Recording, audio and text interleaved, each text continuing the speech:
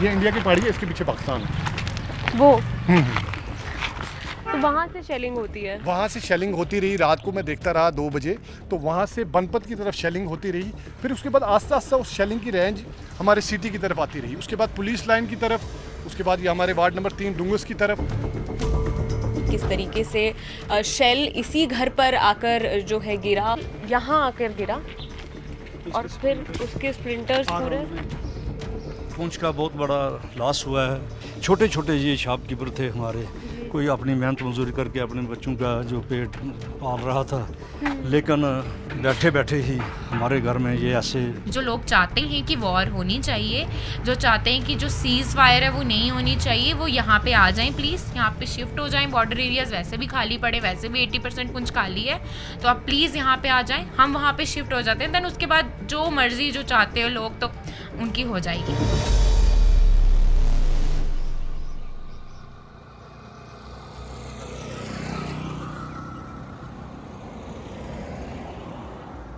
In a war, whichever side may claim victory, there are no winners, only losers.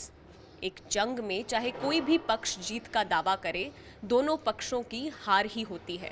आज अगर आप जम्मू कश्मीर के पुंछ इलाके में आएंगे तो इन शब्दों का मतलब काफी साफ समझ पाएंगे। पुंछ उन इलाकों में से एक है जहां पिछले हफ्ते हुए इंडिया और पाकिस्तान के बीच के कॉन्फ्लिक्ट में सबसे ज्यादा नुकसान हुआ।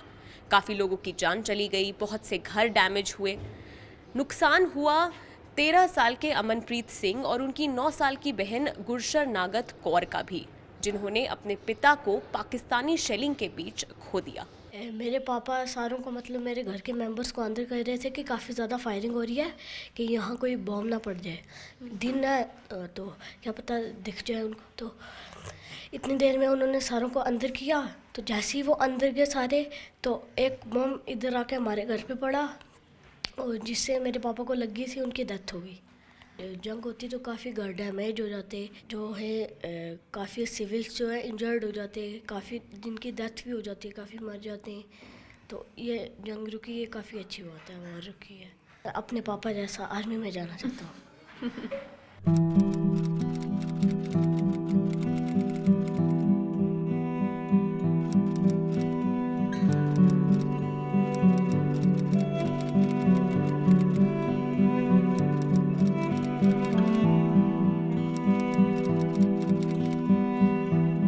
मैंने तो भैया को सामने सामने देखा ना, मतलब कैसे वो पहले पीछे हुए, फिर पीछे ग्लास है ना उनका, मतलब डोर था इनका ग्लास का था, उनके ऐसे उन्होंने मतलब अपने आप को प्रोटेक्ट करते हुए नीचे गए। तो नीचे आए तो जब उनको देखा तो उनके इधर से ब्लड काफ़ी आ रहा था। 1 मिनट के लिए तो हमारे कान तक बंद हो गए, दिखाई नहीं, पूरा धुआं ही धुआं हो गया था, इतना मतलब कि हैवी चलता हुआ। मतलब हम देख सकते हैं उधर ऐसे काफी मतलब इसके दीवारों ये में भी ये गुरुद्वारा साहब है, इसके स्प्लेंडर्स वो गुरुद्वारे तक पड़े हैं, वो आप देख सकते हो, ये हैं वो हैं।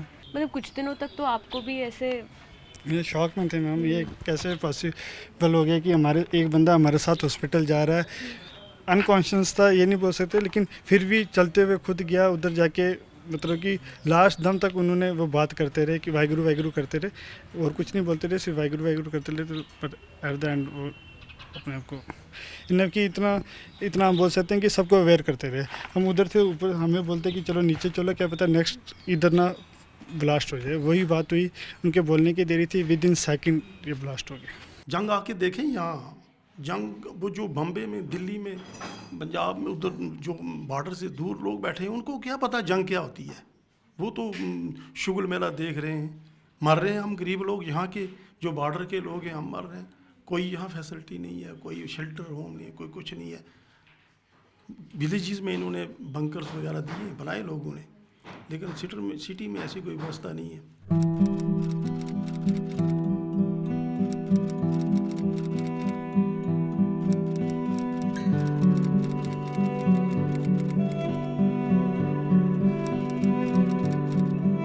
हम सभी यहाँ से भागे नीचे, हमारी जो नीचे शॉप्स हैं वहाँ पे पीछे थोड़ा सा बेसमेंट एरिया है, हम बेसमेंट एरिया वाली तरफ गए। वहाँ पे हमने अपने शटर ओपन किए, हम जस्ट अभी हमने एंटर किया, देन शटर क्लोज़ किया, तो हमारी जो शॉप्स हैं सारी, उनमें से वो सारी अटैच्ड हैं साथ में। तो ऊपर वाली जो शॉप है ना, उधर जाने के लिए एक विंडो थी, तो वो जो मेरे पापा हैं वहाँ से उस विंडो में गए, विंडो से मतलब ऊपर गए, तो उसी टाइम पे जैसे उन्होंने अंदर एंटर किया कुछ सामान वगैरह लेने के लिए गए, वहाँ पे ब्लास्ट हो गया, देन उनकी वहाँ पे डेथ हो गई। इतना कुछ हो जाना आपकी आंखों के सामने, जहाँ पे आप जस्ट साथ में सभी नीचे गए हो, सडनली ये कुछ हो जाना, फिर भागते भागते नीचे जाना, एंड उसी मोमेंट में जस्ट 1-2 मिनट के करीब आपको पापा छोड़ के ऊपर जाते हैं, एंड ऊपर ये कुछ हो जाना, तो इस चीज़ से निकलना, ये आपको एक चीज़ ऐसा शॉक दे जाती है, या फिर आप बोल सकते हैं ट्रॉमा हो जाता है एक इंसान को। हमें ऐसा लग रहा है पता नहीं क्या हो गया सडनली, मतलब हमारा माइंड सेट एक इस तरह का हुआ है कि अभी हमें वैसा उस तरह की हम रियलाइज़ नहीं कर पा रहे कि हमारे साथ हो क्या रहा है। इस चीज़ से बाहर निकलने में ही इंसान को टाइम लग जाता है, एंड माई मदर जिनके एक हस्बैंड की डेथ हो गई है, तो उनके लिए भी इस चीज़ से रिकवर होना तो मुश्किल है। कुल मिला के ये है कि हमारे लोगों की ज़िंदगी जो है बदतर है। पहले 47 में हमारे पेरेंट्स जो है वहाँ से उजड़ पुजड़ के इधर पहुँचे, अब वो उन्होंने दौर देखा, अब हमरे देख रहे थे, अब हमारे बच्चे भी ये देख रहे हैं भाई ये पटाखे चल रहे हैं, बार बार चल रहे हैं। और सबसे पहले हम यही कहना चाहेंगे कि चलो जो होना था वो तो हुआ, तो अब सरकार को इनकी जो है इनको कंपनसेट करना चाहिए। और उसके अलावा जो इन फ्यूचर, क्योंकि ये तो इनका काम रुकने वाला नहीं है, ये कहेंगे कल को मिलिटेंसी ख़त्म हो जाएगी, तो मतलब नेवर, इट इज़ इम्पॉसिबल। तो अगर इनको करना ही है, कुछ करना ही था, अगर ऐसा कुछ करना है तो एक बार ये कम से कम पहले फर्स्ट ऑफ ऑल अपनी पब्लिक जो है उसको तो सेव करें। इतनी गाँव में पब्लिक रहती है, सिटी में कोई मोर्चाबंदी कोई कुछ नहीं है, इतने लोग जहाँ हैं, ये इनके बारे में किसी ने नहीं सोचा कि ये अगर हम किसी से पंगा ले रहे हैं, उधर संदूर ऑपरेशन कर रहे हैं, तो इधर इनका संदूर ख़त्म हो गया ना। अब कहते हैं ना गवर्नमेंट जो है by the people, of the people, by the people, for the people, वो तो कागजों में रह गया ना, अभी कॉन्स्टिट्यूशन बोल रहा है। तो अब यही चाहेंगे हम कि अगर इन फ्यूचर ये इन्होंने कुछ करना है, अभी जो सीज़फायर नहीं किया, हम नहीं चाहते कि भाई हमारा, जैसे हमें इस वक्त पीड़ा है, हम दुखी हैं इतने, तो हम इसे थोड़ा चाहते हैं कि लगा रहे ये, तो और कहीं घर जो हमारे भाई जो हैं और कितने, जो कोई किसी मज़हब का हो, बनाया तो उस मालिक ने है ना, तो उनका भी लॉस होगा, हम वो नहीं चाहते। अगर इन्होंने कुछ करना है तो एक ही बार करें, और उसका पहले बंदोबस्त करके करें, ताकि लोगों को ये पता हो कि भाई उस वक्त फिर किसी को इतना दुख नहीं होता कि भाई कुछ ये पता ही नहीं था। बहुत आराम से ये चीज़ बोल देते हैं कि लाइक वॉर होनी चाहिए, ये होना चाहिए, एक्चुअली वो अभी इस बॉर्डर एरियाज़ के पास रहे नहीं हैं। अगर वो चाहते हैं, अगर वो कहते हैं ना कि आप करो स्टार्ट, हम आपके साथ हैं, तो आप प्लीज़ यहाँ पे आ जाओ, हम शिफ्ट वहाँ पे हो जाते हैं, देन उसके बाद आप स्टार्ट कर सकते हो। और वहाँ से बोल रहे हैं कि कुछ पाने के लिए कुछ खोना पड़ता है, दे आर बी लाइक कुछ पाने के लिए कुछ खोना पड़ता है। आप रहो ना यहाँ पे, आप रहो यहाँ पे, एंड देन उसके बाद आप देख लो कि आपको वॉर करनी है कि नहीं करनी, वो आप यहाँ पे बैठ के सोचो। ये क्राइस्ट स्कूल के पास वाली जगह है, पुंछ में ये सबसे ज़्यादा अफेक्टेड एरियाज़ में से एक है। घर के आप देखेंगे, घर की खिड़कियों के जो शीशे हैं, रेलिंग्स जो रही होंगी, वो सब एकदम ख़त्म हो चुका है। इम्पैक्ट जो है वो आसपास के घरों में भी हुआ है। इस घर की दीवार पर देखेंगे तो आपको स्प्लिंटर्स के बड़े बड़े निशान दिखेंगे। ऊपर भी बालकनी में भी स्प्लिंटर्स के निशान हैं। आई थिंक ये वाला घर है जो सब बता रहे हैं। यहाँ आगे भी देखेंगे तो इस तरीके से कांच के टुकड़े और पूरा डेब्री यहाँ अभी भी पड़ा है। ये शायद एक स्कूटी हुआ करती थी। पता नहीं अभी इस घर में कोई है या नहीं, या इस घर के लोग अभी एग्जैक्टली कहाँ हैं। इस वक्त हम जिस घर में हैं वो क्राइस्ट स्कूल के पास वाले इलाके में एक ऐसा घर है जहां शायद सबसे ज़्यादा डैमेज इस एरिया में हुआ है। आप मेरे आसपास देख सकते हैं कि किस तरीके से शेल इसी घर पर आकर जो है गिरा और पूरा घर इस समय डिस्ट्रॉय हो चुका है। घर की एक एक अप्लायंस, ये कबर्ड्स हैं, फ्रिज है, गैस का स्टोव था, सब कुछ एकदम डिस्ट्रॉय हो चुका है। आपको दीवारों में दिखेगा इस वक्त स्प्लिंटर्स के कितने प्रोमिनेंट निशान हैं। ये जो है पहली बार मुझे लग रहा है 2025 में सिटी, हार्ट ऑफ सिटी में इतनी शेलिंग हुई। रात को 2 बजे से लेके सुबह 10 बजे तक शेलिंग होती रही और उसके बाद यहाँ से पूरा शहर खाली हो गया। सारे लोग आगे पीछे चले गए, जो कारोबारी थे, जो भी थे, कुछ जम्मू चले गए, कुछ दिल्ली की तरफ चले गए, कुछ गाँव वाली साइड चले गए। तो ये मुझे लगता है सबसे ज़्यादा शेलिंग हुई हमारे पुंछ में। बहुत ज़्यादा नुकसान हुआ लोगों का और डर, लोगों में डर है। मैं तो इधर ही हूँ, मैं तो गया ही नहीं। मेरे सामने जो बच्चे हैं मैंने उनको खुद उठाया, यहाँ गली में उनकी डेथ होगी। वो ट्विंस थे और एक पैदा हुआ और अकेले इस दुनिया से चले गए। बाकी नुकसान तो पुंछ में बहुत ज़्यादा हुआ है, तो इसकी भरपाई नहीं होगी। बड़ा पीछे चला गया पुंछ, कम से कम मेरे हिसाब से 25-30 साल पीछे चला गया है पुंछ। सफाई कर रहा था, कुछ सामान लेने के लिए ऊपर चढ़ा। मोटार यहाँ पर इसने जब हिट किया, जो फटा तो इसके जो सिलेंडर थे। मेरे घर पे सुबह 4:10 पे 2 मोटार, टोटल मेरे घर के आगे पीछे 6 मोटार पड़े हैं, 2 मेरे घर के ऊपर पड़े। 4:10 पर मोटार पड़ते हैं। 11-12 बजे तक डिस्ट्रिक्ट एडमिनिस्ट्रेशन का कोई आदमी मेरे घर पे नहीं आया। क्या ज़ख्मी होगा, किसी को पानी की ज़रूरत है, किसी को मलहम पट्टी की ज़रूरत है, किसी को हॉस्पिटल ले जाना है, नहीं। जो अपने हमारा एक डिस्ट्रिक्ट, जो हमारा प्रदीप शर्मा एक बीजेपी के MLC है, मैं कहता हूँ वो जितना भी उसकी तारीफ़ की जाए उतनी कम है कि वो 24 घंटे हॉस्पिटल में रहा और घर घर जाकर एक बंदा बाइट, जो एक्स MLC है वो प्रदीप शर्मा, हर आदमी के घर जाकर पहुँचता रहा। वो पहला आदमी है जो मेरे घर सुबह 4:10 पर जो मोटार बजते हैं और 6 बजे वो मेरे घर पे पहुँचा है।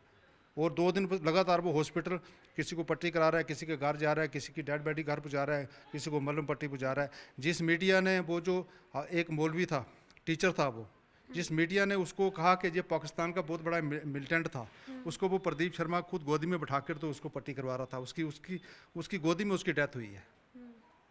उस मीडिया को भी, कोई भी चैनल है, हिंदुस्तान गवर्नमेंट को चाहिए कि एक तो उसके खिलाफ सख्त जो कार्रवाई करनी चाहिए, जो ऐसे लोगों को जो गलत, जो लोगों के अंदर रिमोर फैला के और लोगों के अंदर पैनिक क्रिएट करते हैं और लोगों को आपस में लड़ाना चाहते हैं। अभी हम उन इलाकों में जा रहे हैं जो LOC के बेहद करीब है। हमने पुंछ सिटी में जो डैमेज हुआ वो देखा, लेकिन ये वो इलाके हैं जो अक्सर इंडिया और पाकिस्तान के बीच का जो क्रॉस फायर है, जो शेलिंग या फायरिंग होती है, उसके एकदम बीचों बीच रहते हैं। ये पुंछ का वो एरिया है जो पिछले 1 हफ्ते में जब इंडिया और पाकिस्तान के बीच का कॉन्फ्लिक्ट जो है वो अपनी पीक पर था, तो इस जगह पर काफ़ी हेवी फायरिंग और शेलिंग हुई। यहाँ रहने वाले काफ़ी लोग जो हैं इस जगह को छोड़कर जा चुके हैं। कुछ लोग वापस भी आए हैं, लेकिन पूरी तरीके से सब अभी वापस नहीं आए हैं। लोगों ने बताया हमें कि यहाँ पर काफ़ी फायरिंग और शेलिंग लगातार होती रहती है बीच बीच में, लेकिन जिस तरीके का मंजर उन्होंने पिछले 1 हफ्ते में देखा, ऐसा पहले नहीं देखा था काफ़ी वक्त से।